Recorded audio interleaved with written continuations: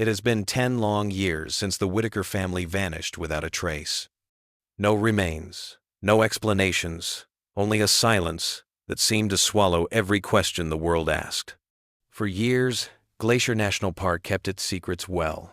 Hollow's End, once a quiet valley where hikers pitched tents under the pines, became a forbidden zone. Landslides, unstable terrain, endless rumors, all reasons given to keep people away. But truth has a way of resurfacing, even when buried deep beneath stone and time. In the spring of 2033, a violent storm tore through the mountains, loosening the soil around the old valley. When the rain finally stopped, rangers were sent to assess the damage. Among them was Ranger Thomas Hale, one of the few still haunted by what had happened a decade earlier. As his team cleared the debris near Hollow's End, they stumbled upon something half-hidden beneath layers of earth and rock, a heavy steel hatch, rusted but unmistakably man-made. It led to a narrow tunnel, its entrance almost completely sealed. The air inside was stale, heavy with the smell of decay and damp earth. When their flashlights pierced the darkness, they realized it wasn't just an old shelter. There were signs of life, small traces of someone who had once stayed there. A broken lantern, scattered cans, a child's toy. And in that silence, as dust drifted through their beams of light, one thought came to everyone's mind. The Whitakers had been here. When the hatch was first pried open, the team believed they had uncovered an old storm shelter, perhaps something left from the park's early mining days. But within hours, that assumption began to crumble. Word of the discovery reached the regional ranger office before dusk. By morning, a federal investigative team arrived, carrying equipment and quiet tension. Officially, the site was now under review due to structural instability. Unofficially, everyone knew it meant one thing: the Whitaker case was open again. Thomas Hale stood by the edge of the clearing, watching the mist rise from the tree line. The years hadn't dulled his memories, the endless search parties, the press, the theories that went nowhere. For him, this wasn't just another investigation. It was a wound that never fully closed. When the team descended into the shelter, they found that the space stretched deeper than expected. A narrow passage leading into a wider chamber, the walls reinforced with old timber. Layers of dust clung to every surface, but beneath it all, the rangers spotted evidence of human presence. A child's shoe, brittle with age, a metal cup, a notebook swollen with moisture. The pages, though fragile, still bore faint writing. The dates matched the second week after the family disappeared. The handwriting was uneven, hurried. Some lines were nearly illegible, others shockingly clear. One read, "We heard the sounds again last night. Samuel says it's the wind, but it's not. It's footsteps moving just outside the door." Another, several pages later, "The light in the trees came back. The children are scared. We can't tell what it is." There were no further entries. A damaged camera was found near the back wall, its body cracked but memory card intact. When technicians recovered the data, only fragments survived: blurry images showing faint shapes between the trees and one photograph where a single figure stood close to the family's campsite. The image was distorted, but the outline appeared human. The discovery ignited public attention once again. News outlets revisited the old case, dragging out the theories that had once filled late-night talk shows. Some claimed the family had been victims of a cult operating near the park in the early 2022s. Others believed they had fled intentionally, seeking isolation or escape from debts no one knew about. But the evidence inside the chamber told a different story, one of fear, confinement, and waiting. The air samples taken from the shelter revealed trace levels of carbon monoxide, suggesting a possible fire or malfunctioning heater. Yet no remains were found. Not a single bone fragment, no clothing scraps, nothing. It was as if they had vanished again, this time from within solid earth. The recovered notebook and camera were sent for forensic testing, and the hatch site was sealed under guard. For days, the rangers worked silently, mapping the underground layout. They found another narrow passage that had collapsed inward, leading toward the northern ridge. The deeper they probed, the more the air thickened, as though the mountain itself resisted intrusion. Thomas noted something peculiar: markings carved into the tunnel beams. They were shallow, deliberate. Numbers, coordinates, perhaps, or dates. One sequence repeated 3 times: 7, 14, 23. When cross-checked, the date matched the last recorded search operation of the original investigation. The Whitakers had already been missing for 12 days by then. It didn't make sense. As night fell, the Rangers packed their equipment, planning to return at first light. But before leaving, Thomas lingered at the entrance, staring down into the blackness. He swore he heard something faint, like the echo of a woman's voice, carried through the tunnels. Just a breath, almost a whisper. "Don't follow the sound." He froze. The others didn't hear it, or pretended not to. When they returned the next day, the collapsed passage had shifted further. The ground had caved in slightly, covering part of the hatch. Whatever lay beyond it was now unreachable. And for the second time in 10 years, Hollow's End was silent again. In the weeks that followed the second discovery, Glacier National Park became a fortress of silence. Access roads were blocked. Patrol schedules doubled. Official reports spoke vaguely of safety assessments, but everyone knew the truth. Something inside Hollow's End had shaken the foundation of the Whitaker case. Thomas Hale, now placed on administrative leave, couldn't stay away. The unanswered questions gnawed at him. Late one evening, he returned to his office and began combing through old archives, dusty file boxes stacked in the far corner of the Ranger headquarters. Most were routine logs, wildlife surveys, equipment orders, weather records. But one folder, labeled Ranger Operations 1923-1931, caught his eye. Inside were reports written in faded ink, each one brief, mechanical, and stamped with the insignia of a mining corporation that once operated in the area, Northern Ridge Excavation Company. One entry stood out. Dated October 1924, it read, "Following the cave-in at Site 9, 2 workers unaccounted for. Locals report hearing voices from the collapsed tunnel. Access sealed until further notice."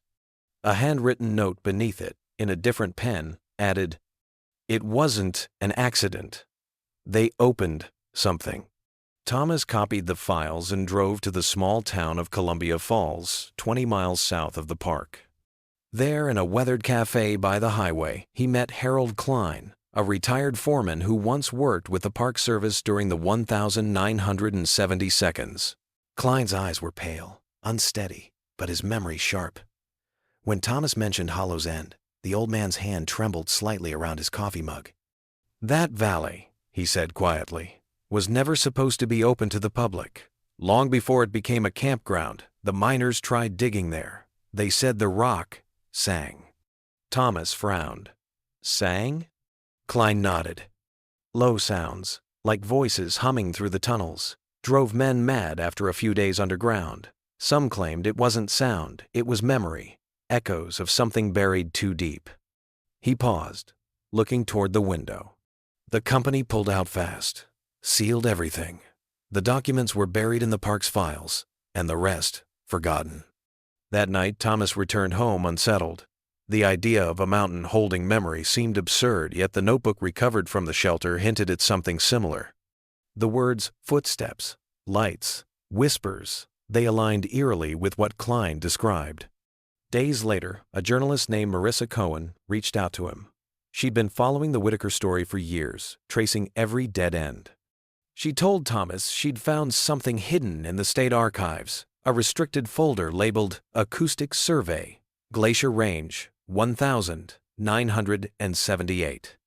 The report contained field notes from an experimental sound mapping project conducted by a research group affiliated with a local university. Their goal had been to study subterranean resonance, the way deep geological layers could carry low-frequency vibrations. But the report ended abruptly.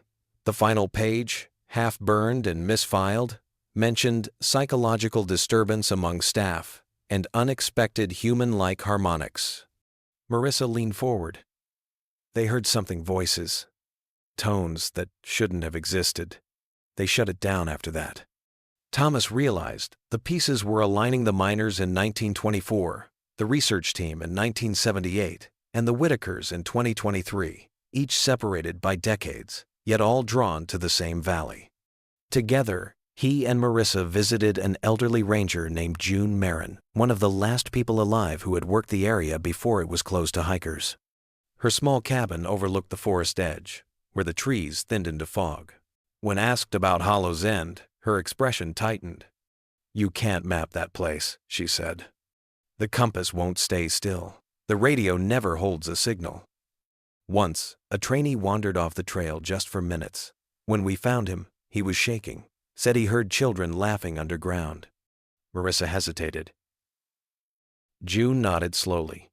"We thought he imagined it, but that night, the sound carried through the wind, faint, like it was coming from under our boots."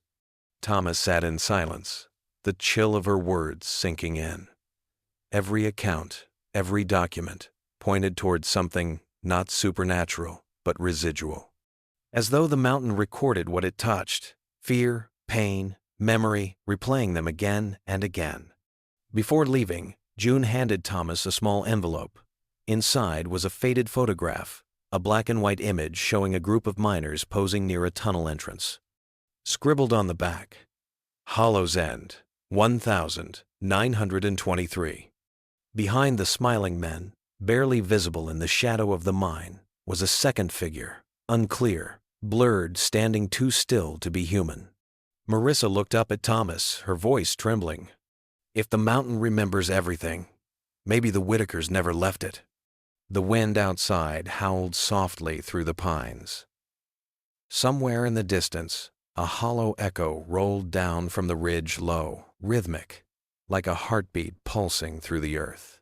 For a moment, Thomas thought he heard the faintest whisper, not in the air, but beneath his feet. And once again, the silence felt alive. The files, the testimonies, and the recovered notebook formed a puzzle that no one wanted to finish.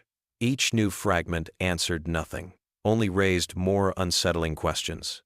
As the investigation pushed forward, the story of the Whitakers spread again, carried by late-night talk shows and online forums obsessed with unexplained disappearances. People began connecting the family's case to older mysteries: hikers vanishing near echoing cliffs, strange lights reported by campers, and the faint hum that locals claimed could be heard after heavy rain. But among the swirl of speculation, a few theories stood out. The first came from a group of independent researchers specializing in geological acoustics. They proposed that Hollow's End might be sitting atop an enormous resonant cavity, a natural amplifier formed by intersecting fault lines. These cavities, they said, could trap and replay vibrations, sometimes for decades. To them, the voices heard by miners, hikers, and possibly the Whitakers were nothing more than geological echoes, distorted remnants of sound trapped underground. Thomas wanted to believe it, but there was a problem. The recovered notebook didn't describe random noises. The entries mentioned distinct footsteps, and even light, as if someone or something was moving around them. Vibrations couldn't cast shadows. Another theory came from a darker corner of the internet. A former park worker claimed the Whitakers had stumbled onto an abandoned government project, a Cold War experiment testing acoustic mapping for underground communication. According to his story, the facility beneath Hollow's End had been sealed after several test subjects developed severe auditory hallucinations. When the family vanished, the claim went, they triggered something that had been dormant for years. Authorities dismissed it as nonsense. But when Marissa compared the supposed coordinates from that project with the markings Thomas found carved into the beams 7-14-23, they matched the precise grid reference of the valley. Coincidence, perhaps, or not. Meanwhile, forensic tests on the camera's memory card revealed something stranger still. The corrupted photo of the human-shaped figure near the campsite showed magnetic distortion patterns, the kind produced by extremely strong electromagnetic fields. The region had no record of such anomalies. No power lines, no metallic infrastructure, nothing that could generate interference of that magnitude. One technician noted that the distortion almost resembled a pulse, as if the image itself had vibrated at the moment it was taken. The lab also managed to enhance the final photo, the one taken inside the shelter. At first glance, it showed only blurred movement, but under infrared filtering, a faint outline appeared on the wall behind Eleanor's writing. It looked like a handprint, long and narrow, pressed into solid rock. It was not human-sized. When the results leaked, public interest reignited with even greater intensity. News anchors speculated about ancient tunnels, lost settlements, and hidden laboratories, but for those who'd walked those woods, Thomas, Marissa, and the rangers, the truth felt closer and heavier, like the weight of the mountain itself pressing down on their thoughts. Marissa spent nights reviewing audio recordings from the excavation. Most contained static, shifting gravel or wind. But on one clip, barely audible beneath the rumble, there was something else, a low tone repeating at uneven intervals. When she filtered out background noise, it almost sounded like a voice. "Please, don't follow." The same words Thomas swore he'd heard echoing through the tunnel weeks earlier. They ran a voice comparison using Eleanor Whitaker's archived voicemail from years before. The match was inconclusive, but possible. Thomas couldn't shake the feeling that what they were hearing wasn't merely sound, it was a residue. Like the valley itself had captured fragments of what happened and now replayed them over and over to anyone who dared to listen. Late one night, he drove back to the park's perimeter fence. The area was off limits, sealed since the second collapse, but he parked near the ridge where the wind carried a faint hum through the pines. In the moonlight, the valley below shimmered faintly, mist rolling like waves. And then he saw them. Tiny flickers, far across the slope lights, soft and rhythmic, appearing in the same pattern the camera had captured a decade earlier. He blinked. The lights vanished. In the morning, he told Marissa what he'd seen. She didn't doubt him. Instead, she showed him something new, a geological scan taken just days prior. Beneath Hollow's End, they had found a second void, deeper, wider, perfectly circular.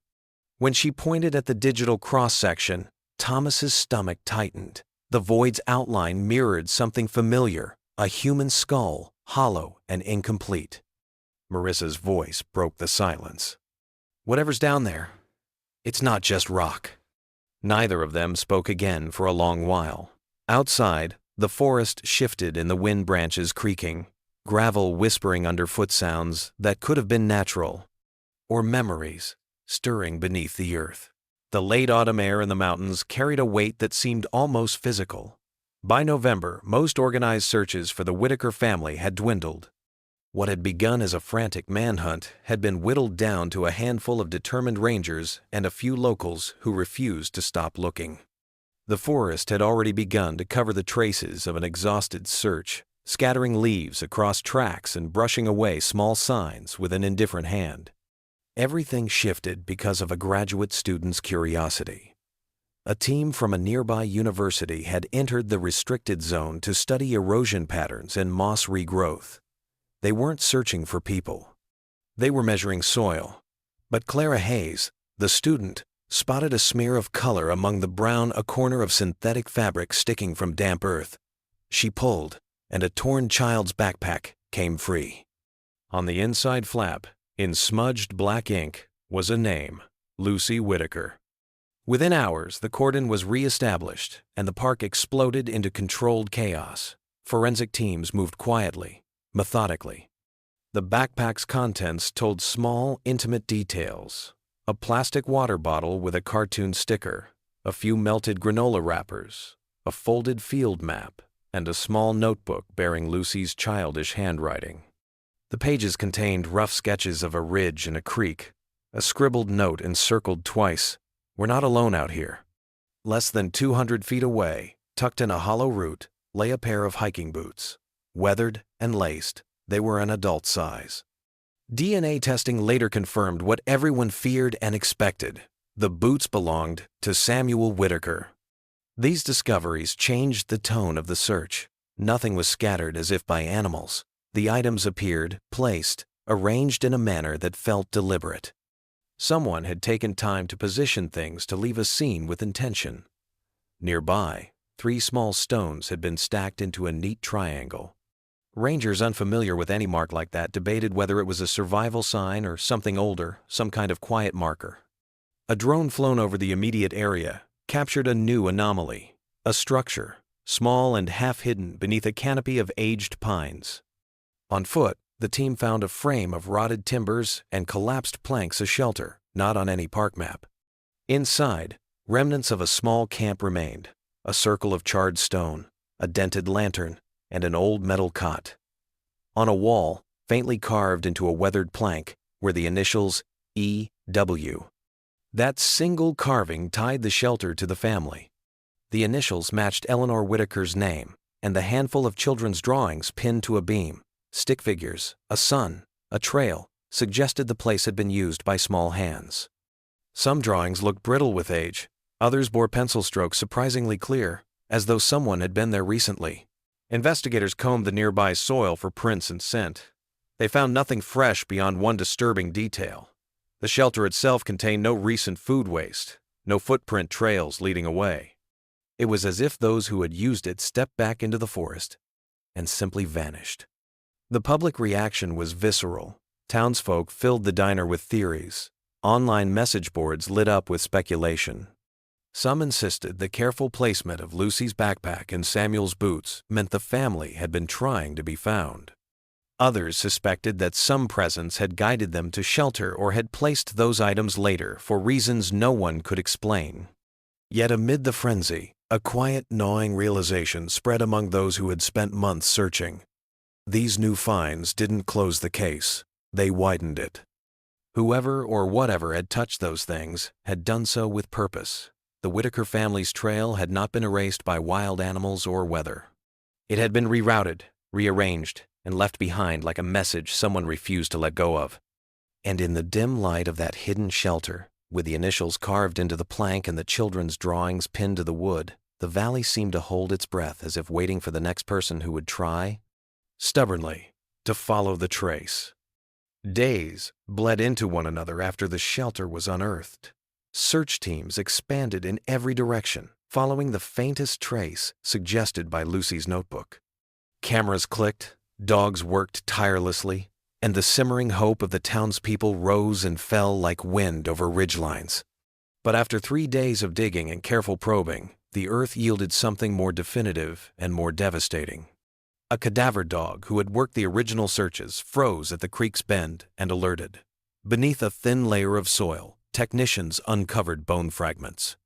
Further excavation revealed the partial remains of 2 adults, buried side by side. Forensic analysis returned confirmation: Samuel Whitaker and Eleanor Whitaker. The scene raised new riddles. The bodies showed no obvious signs of attack or animal scavenging. Clothing was intact, worn thin by time and weather. Near the couple lay a small cluster of personal items: a rusted compass, a dull flashlight, and, placed carefully between them, a child's mitten, faded but recognizable. Questions pressed in loudly. Where were Lucy and Clara? The search radius widened. Teams followed faint tracks, scoured thickets and talus slopes, and probed narrow gullies that had once been overlooked. Then, miles away at the edge of a usually frozen tarn, they found a crude shelter made of branches and fabric. The cold had preserved a leather-bound notebook inside, smaller than the adult journals, its pages filled in a looping, youthful hand. Forensic handwriting analysis matched it to Lucy Whitaker. Lucy's entries began plainly, almost like a diary. Notes on days hiking, water rationing, small arguments between parents. Slowly, the tone shifted. Sentences fractured. Fear threaded through the pages. Mom says we'll keep moving tomorrow. Dad says we will be okay. Something moves outside. It watches. It knows our names. Later she wrote, Mia, no. Clara won't stop crying. It makes a sound like whispering leaves. We can't sleep. The misnaming Lucy writing Mia before correcting to Clara was a small human detail that gutted the investigators.